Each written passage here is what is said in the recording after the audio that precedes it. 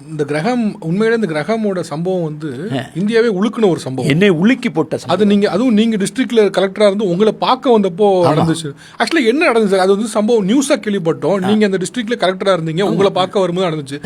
அவர் அந்த அதை ஒட்டி நம்ம தமிழ்நாட்டில இருந்தெல்லாம் வந்து பத்திரிகையாளர்லாம் வந்தாங்க. இதிலெல்லாம் விகடன் இதெல்லாம் கூட இதெல்லாம் என்னுடைய இதெல்லாம் நேர்கால் வந்தது. என்ன என்ன நடந்துச்சு? இது அவர் வந்து அவர் அந்த கொலை செய்யப்பட்ட இடம் வந்து என்னுடைய மாவட்டத்தை சேர்ந்த கிடையாது, அது பக்கத்து மாவட்டம்.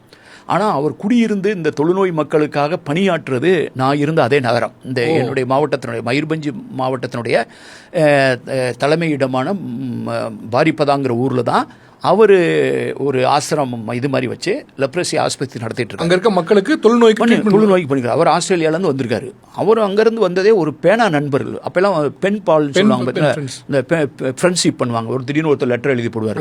இங்கேருந்து ஒரு ஆள் லெட்டர் எழுதி போட்டு அவரை வந்து லெட்டர் இந்த பெண் ஃப்ரெண்டை பார்க்க வந்தவர் இங்கே பார்த்து லெப்ரசியை பார்த்து இங்கே தங்கிட்டார். ஃபேமிலி அவர் வாழ்க்கையே. அப்புறம் அதுக்கு பிறகு கல்யாணம் ஆகி அவர் வந்து இங்கே இந்த சொல்லி நான் திடீர்னு போவேன், வண்டியில் போகும்போது பார்த்துங்க ஒரு நாள் காரில் கவர்மெண்ட் கலெக்டராக போயிட்டு இருக்கேன். திடீர்னு இவர் வந்து ரோட்டில் நின்றுட்டு இருந்தார், மெயின் ரோட்டில். ஒரு டயர் கடைகிட்ட நின்றுக்கிட்டு என்னமோ டயர்கிட்டே போயிருக்காருன்னு, ஒருவேளை அவர் வண்டி கிண்டி பஞ்சர் ஆயிடுச்சோ, இவர் ரொம்ப நல்ல மனுஷனாச்சுன்னு என் காரை நிறுத்த சொல்லி உடனே நான் போய் இறங்கி என்ன விஷயம்னு கேட்குறேன். அவர் வந்து இந்த டயர் கடைக்காரங்கிட்ட டயர்கிட்ட வாங்கிக்கிட்டு இருக்காரு, பழைய டயர். அந்த டயர் கடைக்காரர் இவருக்கு இலவசமாக கொடுத்துருவாராம். ஒரு 3 மாதம் 4 மாதத்துக்கு ஒரு வந்து டயரை வாங்கிட்டு வந்து அவர் இலவசமாக அவருடைய பணி. இவர் போய் அந்த கையிலேயே இந்த தொழுநோய் வந்தவங்களுக்கு காலுக்கு சிலருக்கு வந்து விரலே இருக்காது, பாதி காலு காணாமல் போயிருக்கும். அப்போ அவங்களுடைய காலுக்கு அளவுக்கு ஏற்ற மாதிரி நீங்கள் கடையில் போய் ஸ்லிப்பர் வாங்க முடியாது, அப்படி ஸ்லிப்பரை செய்கிறாரு.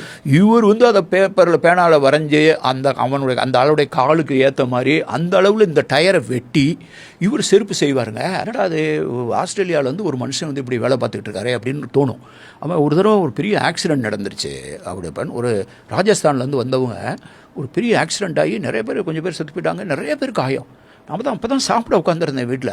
உடனே ஆக்சிடென்ட்டுன்னு கேள்விப்படவும் சாப்பாடு அப்படியே பாதியில் போட்டு நான் கார் எடுத்து ஓடினேன், கலெக்டராக இருந்தேன். அப்போ போய் பார்க்குறேன், ராஜஸ்தானில் வந்தவங்களாம் ரோட்டில் செதறி கிடக்குறாங்க. நான் என்னடா பண்ணுன்னு சொல்லிட்டு எல்லாம் போலீஸ் கிலீஸான்னு சொல்லி ஆம்புலன்ஸை வர சொல்லனா, கவர்மெண்ட் ஆம்புலன்ஸ் வரல. என்னடா ஆம்புலன்ஸுக்கு டிரைவர் காணாமல் தேடி இருந்தாங்க. உடனே எனக்கு இவர் நம்பருக்கும் உடனே தகவல் சொல்லுங்கடா, அவர் வர சொல்லுங்கிறேன். அவர் வரும்போதே அவர்கிட்ட ஒரு ஆம்புலன்ஸ் இருந்தது. அவர் போகிற வண்டி, இந்த எரிச்ச வண்டி இருக்குல்ல, அவரை கொலை பண்ண வண்டி, அந்த வண்டியும் எடுத்துகிட்டு வந்து இவங்களை காப்பாற்ற வந்து இந்த நர்ஸுகள் அவங்களுடைய செவிலியர்லாம் கூப்பிட்டு வந்து ஆஸ்பத்திரி கூப்பிட்டு வந்து நாங்களாம் அந்த காயமடைஞ்ச ஆளுகள்லாம் வெளியில் கொண்டு வந்து அங்கேருந்து நான் முதல்ல கிளப்பி விட்டதே இவருடைய வண்டியில் தான். அதுக்கு பின்னாலே கவர்மெண்ட் ஆம்புலன்ஸ் வந்தது, எல்லாத்துலேயும் அனுப்பிச்சி விட்டு இவங்களை ட்ரீட்மெண்ட்டுக்காக கட்டாக்கு அனுப்பிச்சேன். இவ்வளவு உதவிகரமாக இவ்வளோ தூரத்துக்கு மக்களுக்காக தொழுநோய்க்காக இருந்த ஒருத்தர் திடீர்னு சம்பவத்தில் எப்படி தான் எரிக்கப்பட்டது? அதுதானே நம்ம நாட்டை பற்றி நம்மளை பற்றி பலது யோசிக்கும் போது ரொம்ப டீப்பாக யோசித்து சில மாதிரி என்னை மாதிரி ஆளுங்கள்லாம் தொடர்ந்து இந்த மாதிரி விளிம்புநிலை மக்களுக்காக பேசணுங்கிறது, அதுக்காக கொள்கைகளை வகுக்கணும் அப்படின்னு சொல்லி தொடர் உரையாடல் பண்ணுறதே இதுதான், இந்த மாதிரியான நிகழ்ச்சிகள் தான். அவர் இறந்து போகிறதுக்கு முன்னால் நீங்கள் திடீர்னு இதை போய் நினைவுபடுத்துவீங்க நான் நினைக்கவே இல்லை. நான் வந்து அப்போ வந்து இந்தியா டுடேல என்னை இன்டர்வியூ பண்ணாங்க. அதுக்குனால எனக்கு நல்லா ஞாபகம் இருக்குது. எனக்கு வந்து வாழ்க்கையின் மீதான காமம் போயிருச்சுன்னு சொன்னேன். ஆமாம், இதில் ஐ last the lost for life அப்படின்னு. இந்த லஸ்ட் ஃபார் லைஃப்ங்கிறது இர்விங் ஸ்டோன் எழுதின ஒரு புத்தகம். இந்த வின்சென்ட் வென்ஹாங் அப்படிங்கிற ஒரு ஓவியன், அந்த ஓவியனத்துடைய வரலாறை அடிப்படையாக கொண்டது. அந்த லஸ்ட் ஃபார் லைஃப் அதை நான் படிச்சிருந்தேன். அது வாழ்க்கைக்கான காமம்.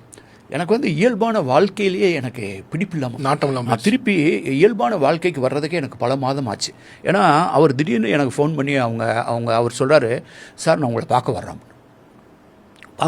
நான் கலெக்டராக இருக்கேன், எனக்கு ஒரு ஞாயிற்றுக்கிழமை. உடனே வாங்க அப்படின்னேன். இல்லை பிள்ளைங்க கூட வந்து 3 பிள்ளைங்களும் வர்றாங்க. ஒரு இந்த இறந்து போன 2 பிள்ளைங்க, இன்னொரு பொண்ணு 2 பேரும் எல்லாம் ஊட்டியில் படிச்சுட்டு இருந்தாங்க. அப்போ அந்த பொண்ணு இப்போ ஆஸ்திரேலியாவில் இருக்குது, எனக்கு குழந்தையெல்லாம் இருக்குது. அவங்களும் அவர் கிராம் ஸ்டூவர்ட்ஸோட ஒய்ஃபு வந்து அங்கே இதுக்கு போயிட்டாங்க, ஆஸ்திரேலியா போயிட்டாங்க. இவங்கெல்லாம் சேர்ந்து வர முடியாது. என்னுடைய பால்யக்கால நண்பர் ஒருத்தர் வந்திருக்கார் ஆஸ்திரேலியாவிலேருந்து என்னை பார்க்க, ஸ்கூலில் படித்தவர், அவரையும் கூப்பிட்டு வரேனார். அந்த பிள்ளைங்க கூட படிக்கிற பிள்ளைங்க கிளாஸ்மேட்டையும் கூப்பிட்டு வரேனார். அப்போ 3 பிள்ளைங்க, அந்த 3 பிள்ளைங்களுடைய கிளாஸ்மேட் 2 பேர், இவர் கூட படித்த ஒரு ஆள், இவ்வளோ வந்து இறங்குறாங்க எங்கள் வீட்டில் சாயந்தரம் வந்து. பேசிக்கிட்டே இருக்கோம், மொழியில் பற்றி பேசுகிறோம். அதான் முதல் தடவை எங்கள் வீட்டுக்கு வந்து ஆஃபீஸில் வந்து பார்ப்பாரு, வீட்டுக்கு வந்திருக்காரு. என்னடா வந்து பேசிக்கிட்டு இருக்காருன்னு போய் எங்கள் வீட்டில் போய் காலிஃப்ளவர் வெளியில் தோட்டத்தில் போய் நாங்கள் வீட்டுக்கு பின்னால் தோட்டம் இருக்கோம், காலிஃப்ளவர் நாங்கள் பறிச்சுட்டு வரோம். எங்கள் வீட்டில் பக்கோடா செஞ்சாங்க, காலிஃப்ளவர் பக்கோடா. அந்த பிள்ளைங்க போட போட சாப்பிட்டுட்டு இருக்கேன், இன்னும் வேணுங்கிற மாதிரி முகத்தை பார்க்கணும். என் ஒய்ஃபு புரிஞ்சுட்டு திருப்பி டார்ச் லைட் எடுத்துகிட்டு போவோம். நைட்டு அந்த டார்ச் லைட்லாம் போனால் அந்த தோட்டத்தெல்லாம் போனால் ஏதாவது பாம்பு கும்பு இருக்குன்ட்டு நானும் ஓடி போய் கூட போய் பறித்தேன். பிள்ளைங்க ரொம்ப ஆசையாக சாப்பிடுதுன்ட்டு திருப்பி 2வது தடவை நானும் காலிஃப்ளவர் பறிச்சுட்டு வந்து நாங்கள் பஜ்ஜி பக்கோடா போட்டு கொடுத்தோம். அப்போ தான் பேசியிருந்தேன். அப்புறம் அவர் இறந்ததுக்கு பின்னால் தான் அவர் ஒய்ஃபு சொல்கிறாங்க, அவங்க மனைவி என்கிட்ட சொல்கிறாங்க, நாங்கள் அன்றைக்கி ஏன் வந்திருந்தோம் சார், அன்றைக்கி அவர் பிறந்த நாள், கிரகமுடைய பிறந்த நாள். அவர் வந்து யாராவது மனசுக்கு பிடிச்சவங்க, நல்லது செய்கிறவங்க, அவங்க யார்கிட்டையாவது அப்படி போய் கொஞ்சம் நேரம் டைம் ஸ்பெண்ட் பண்ணுன்னு சொன்னார். என்ன இப்படி சொல்லாமல் விட்டீங்களே என்கிட்ட, அப்படி ஒரு பிறந்தநாள் வாழ்த்தாவது சொல்லியிருப்பேன், ஏதாவது ஒரு புத்தகமாக ஏதாவது நான் ஒரு பரிசாவது கொடுத்துருப்பேன்ல, அவ்வளோ பண்ணுறது, அதனால தான் அவர் சொல்லலைன்ட்டு. ஆனால் உங்களோட தான் டைம் ஸ்பெண்ட் பண்ணுவேன்னு வந்தாருங்கிறார்.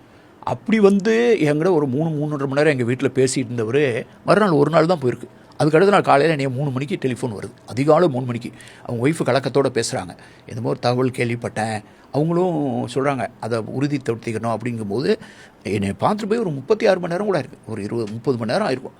அப்புறம் தான் நான் வந்து எஸ்பியை எழுப்பி அது வேறு மாவட்டம், பக்கத்து மாவட்டம், அந்த இடத்துக்கு போகிறதுக்கு 5 மணி நேரம் நான் ட்ராவல் பண்ணோம். நான் காலையில் 4:30 மணிக்கு கிளம்பி அங்கே ரீச் ஆகி அந்த மாவட்ட கலெக்டரை வர வச்சு அந்த டெட் பாடிலாம் நாங்கள் தான் கலெக்ட் பண்ணி போஸ்ட்மார்ட்டத்துக்கு அனுப்புனேன். நானும் மனைவியும் அவங்க வீட்டுக்கு போய் ரொம்ப குற்ற உணர்வாக இருந்தது. என்னடா நம்ம நாட்டுக்கு வந்து இப்படி ஒருத்தரை வந்து இப்படி செஞ்சிட்டானுங்களே அப்படின்னு. அதுவும் உத்தரப்பிரதேசிலேருந்து வந்தவன், ஒரு ஹிந்தி சொல்லி கொடுக்குறவன், இந்த மக்களை இப்படி திசை திருப்பி கொண்டுட்டானுங்களேன்னு எனக்கு ரொம்ப குறுகி போயிருந்தேன்.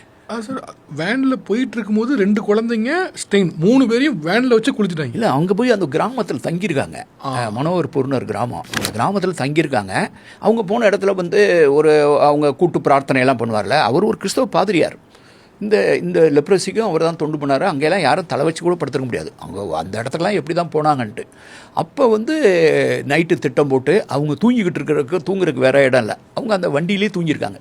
தூங்கிட்டு இருக்கும்போது நைட்டு 1 மணிக்கோ நம்ம 1 மணி 1:30 மணி 2 மணிக்கு அது அப்படியே போய் எல்லாத்தையும் அந்த கதவெல்லாம் அடைச்சிட்டு உள்ளே நெருப்ப போட்டானுங்க.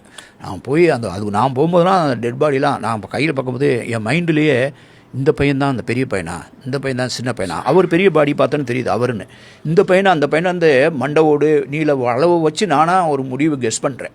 அப்புறம் அதெல்லாம் எடுத்து அதுக்கு ஒரு சின்ன காஃபின் ஒரு தற்காலிகமாக சவப்பெட்டிலாம் தயாரித்து ரொம்ப நாள் நானும் என் மனைவியும் போய் அவங்க வீட்டில் போய் அப்படியே கண்ணெல்லாம் கலங்கி நான் ஒரு மாவட்ட கலெக்டராக இருக்கேன், ஆனால் மனுஷன் தானே, ஆனால் எனக்கு பெரிய இந்த நாட்டில் நம்ம நாட்டில் இப்படி நடந்துருச்சு அப்படின்னு சொல்லிட்டு எனக்கு அழுகையாக வருது.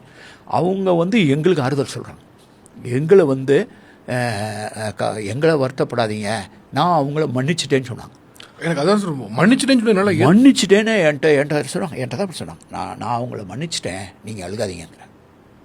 அப்போ எனக்கெல்லாம் அந்த நிகழ்ச்சி என் மனசில் ஒரு ஆறாத வடுவை ஏற்படுத்துச்சு. அதை நான் இன்னைக்கு சுமந்துட்டு தான் இருக்கேன்.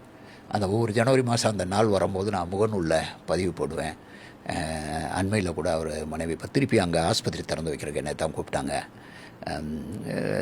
தொடர்பில் இருக்கேன்.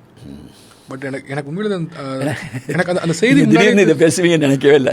எனக்கு இன்னைக்கு இந்த இன்டர்வியூக்காக பார்க்கும்போது சார், தமிழ் நெடுஞ்சாலை புத்தகத்தை இன்னொரு வாசிக்கும் போது எனக்கு இந்த சம்பவம் திருப்பி பட்டுச்சு. உண்மையிலே எனக்கு இன்னைக்கு வாசிக்கும் போது எனக்கும் இன்னைக்கு நெஞ்சு ஒரு மாதிரி. இன்னைக்கு கூட என்னை பார்க்க வந்தார், இந்த லைப்ரரியில் ஒருத்தர் பார்க்க வந்து அவர் எழுதின புத்தகத்தை, ஆங்கில புத்தகத்தை காட்டுறாரு. அதில் வந்து ரெயின் ஃபாரஸ்ட் ப்ளூரலிசம் நீங்கள் சொல்லியிருக்கீங்க சார், இந்த நாட்டுடைய பன்மியத்தை வந்து மலைக்காட்டு பன்மியம் அப்படின்னு சொல்லியிருக்கீங்க. அந்த மலைக்காட்டு பன்மியம்ங்கிற அந்த உருவகம் எனக்கு ரொம்ப பிடிச்சதுனால உங்கள் படத்தை போட்டு இந்த மலைக்காட்டெல்லாம் போட்டு இப்போ இந்த புத்தகத்தை கொண்டு வந்து இப்போ தான் கொடுத்துருப்பாரு. இப்போ நீங்கள் வந்து வெயிட் பண்ணிட்டு இருக்கும்போது தான் உங்கள் கண்ணதெல்லாம் கொடுத்துட்டு போகிறாரு, அதை என்கிட்ட திறந்து காமிக்கிறாரு. இப்போ இந்த மலைக்காட்டு பன்மியம்ங்கிறதே என் மனசுக்குள்ளே எப்படி வந்தது, இன்றைக்கி வரைக்கும் திருப்பி நீங்கள் சொன்னதுலேயே, நீங்கள் உங்களுடைய உருவகத்திலேயே நீங்கள் பேசுகிற பண்பாட்டு அரசியலே மிக முக்கியமானது, இந்த நாட்டை வந்து நீங்கள் வந்து ஒரு உருக்குப்பானை இல்லை, அது ஒரு மெல்டிங் பாட் இல்லை, அது அமெரிக்காவில் சொல்கிற மாதிரி ஒரு சாலட் கிண்ணம் இல்லை, இது ஒரு மலைக்காட்டு பன்மியம். நீங்கள் தொடர்ந்து பேசிகிட்டே வரீங்க. இந்த மலைக்காட்டு பன்மியம்லாம் என் மனசுக்குள்ளே ஊர்னதே இந்த நிகழ்ச்சிகள் தான்.